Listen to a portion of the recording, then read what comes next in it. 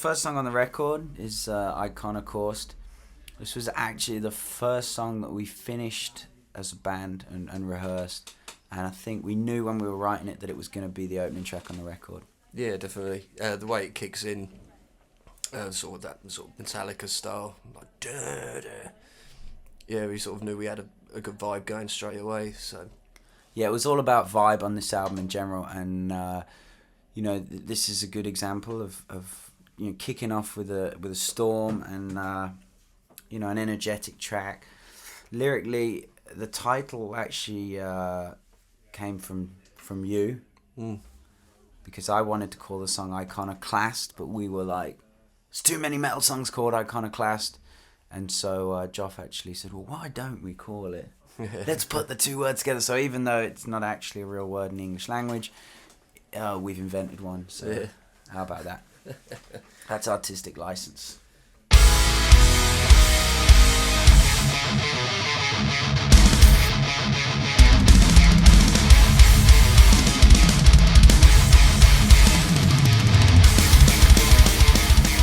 One thing I was conscious about vocally is not putting too many screams, and I think maybe if we'd done this song 2 years ago, you'd have had a big scream there. Nothing holding you.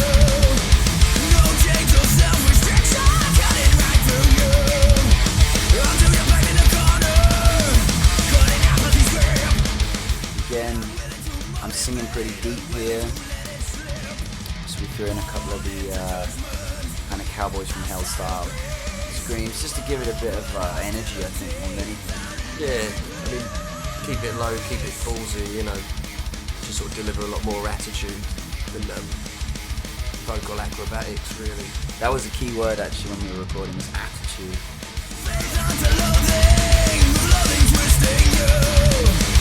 Four walls of isolation bearing down on you. Another class of attrition.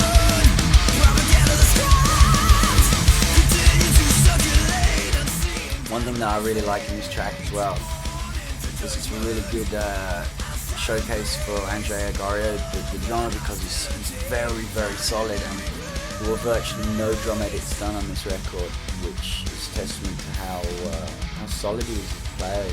Yeah, it was really, really simple, like a really easy job.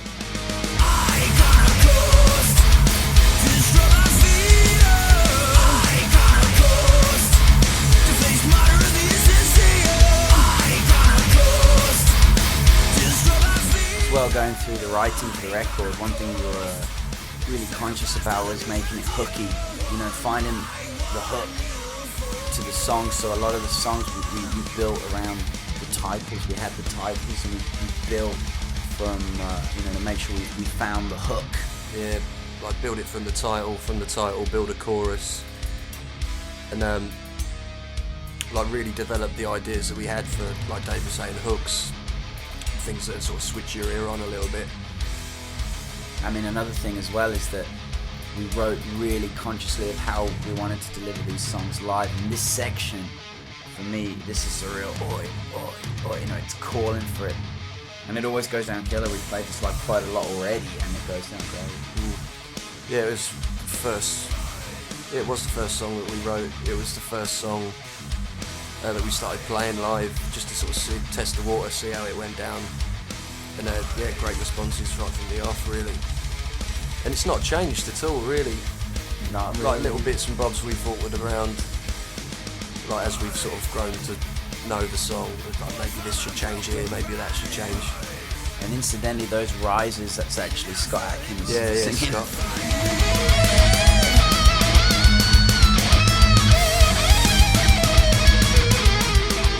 First solo, this is my solo. I wanted to kind of, really shred it on the opening track.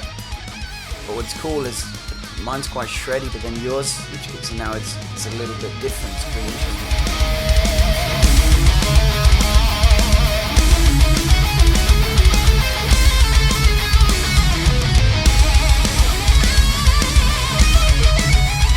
It's a very musical solo, actually. Bit Malmsteen here.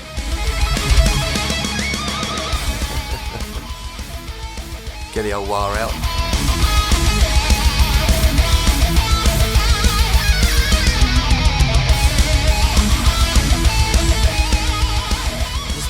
weren't sure whether or not to edit out the song, but I'm actually glad we kept it, because I think it's a good breathing space before all this starts again.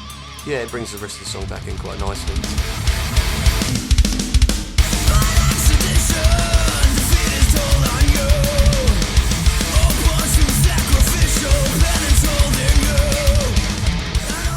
One interesting story when we were actually recording this is I had to abandon the headphones because I think this was one of the first songs we finished the vocals for, and we suddenly found out that it was all sharp.